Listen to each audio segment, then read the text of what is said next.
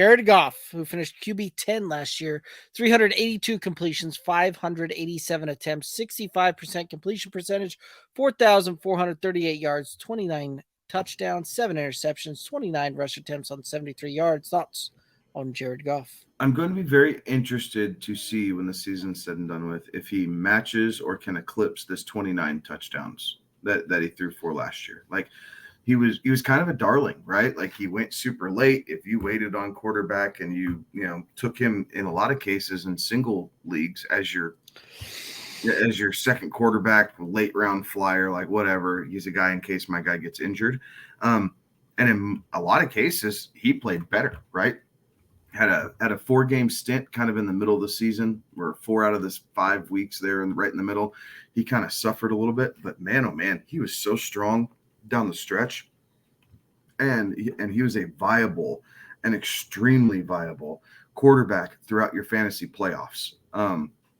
So I don't know that I'd be surprised if somewhere in that 10 to 13 range for quarterbacks by the time the season's said and done with, and you're getting them at a deeper discount than that. So if you're waiting on quarterback a little bit, Jared Goff's not a bad option. Beginning of round 11, sign me up. Like if that's where your starting quarterback is, and he is able to mirror for the most part what he does last year, there you go. There, I mean, significant value, if nothing else, because of ADP, let alone the fact that you draft him at 17 and he has the potential to finish top 10 again. It's not exactly the sexiest name out there. Not exactly. He doesn't do it, with his feet and, making these incredible throws and outside of the pocket, all that jazz.